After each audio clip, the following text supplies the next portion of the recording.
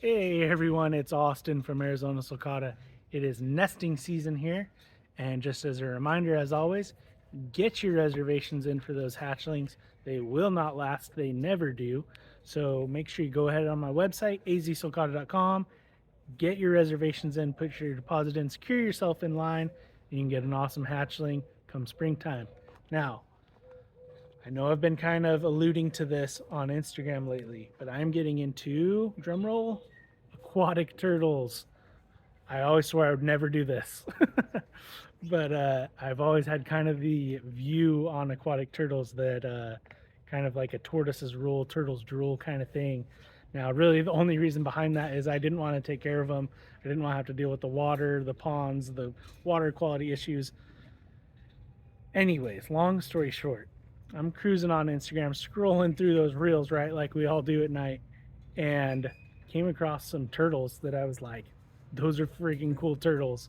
And so I actually started researching them, and kind of spiraled, you know, as you might do if you want something. And within a few days, I had a bunch of turtles. So as I showed you guys before, the first species I got was the North American spotted turtle. I got some hatchlings of those, and I got more adults on the way, which I'm excited about, and I will share that later. But the species that came today, I got a breeding group of northern Diamondback Terrapins. Super excited. These are the ones that I saw on Instagram, and I was like, these are cool. I want these.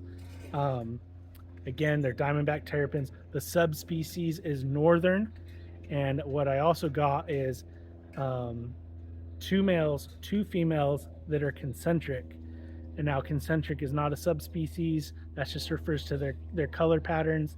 You got a little bit more bold patterns on their head, like bold lines, whereas a regular northern would be like spotted. And I do have 1 female that is a regular northern. I will show them to you at the end of this video. But first, we got tortoises on my feet.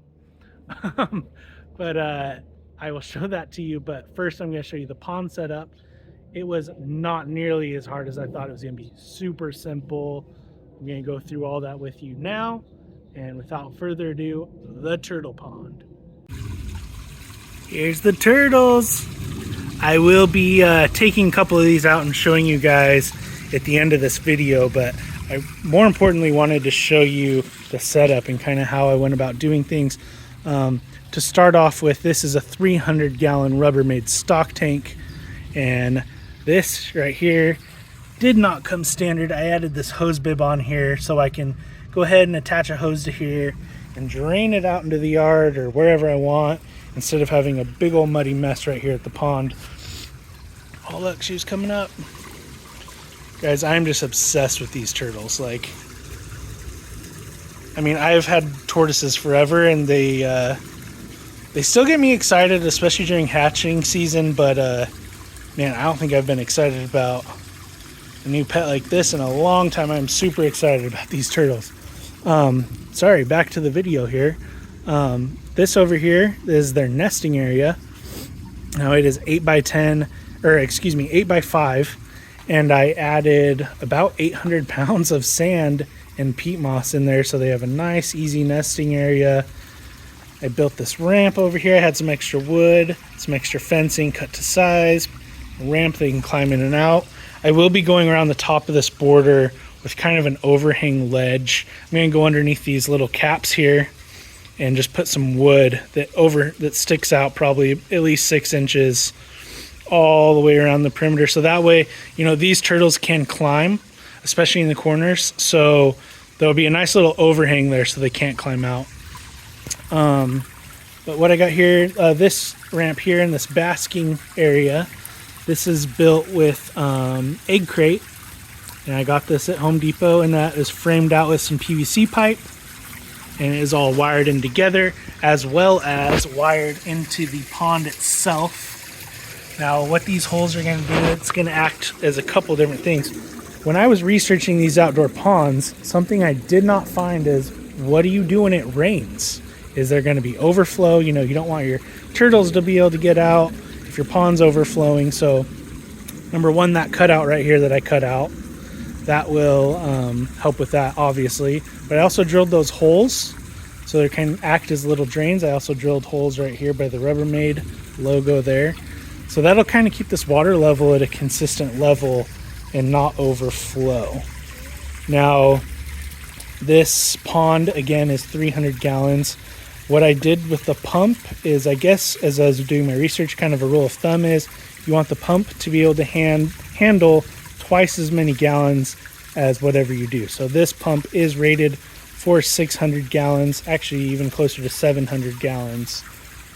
And I did just bought this on Amazon, read my reviews. There was a lot of people that were using it for turtles and loved it.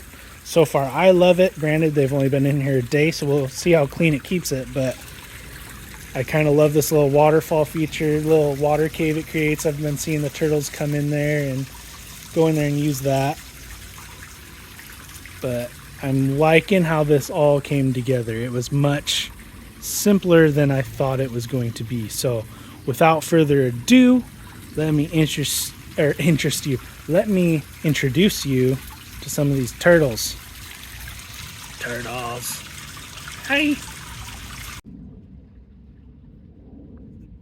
Okay, so I grabbed two out here to show you. Now there's a total of 5 in this breeding group. There's the 2 males and the 3 females. I'm going to show you the regular northern first. Now again, these are all northern Diamondback Terrapins.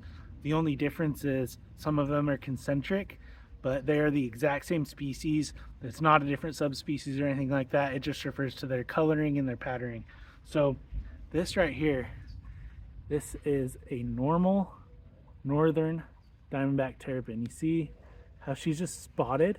And I say just, but I mean, she's just stunning. She's gorgeous. I actually wasn't planning on getting this regular one, but I am kind of obsessed with her. I think she is just so pretty. Love their faces here, their beaks. They are just cool looking turtles. And I'm sure I'm going to call them tortoises because, again, I'm a tortoise guy. And I'm just not used to saying turtle, so it's really weird coming out of my mouth. But this is her. Now let me get the other one. She's crawling away over here. Let me go get her real quick. Okay.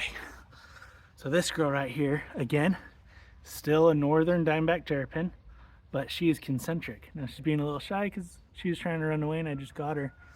Hopefully she'll stick her head out here, but you see she has that nice white head. Her legs, oh, here we go, she's coming out. Her legs are still spotted, but you'll see her head. Look at that. That is what's considered concentric. You see those lines, those bold lines on her head? Oh, I just scared her again. That's considered concentric.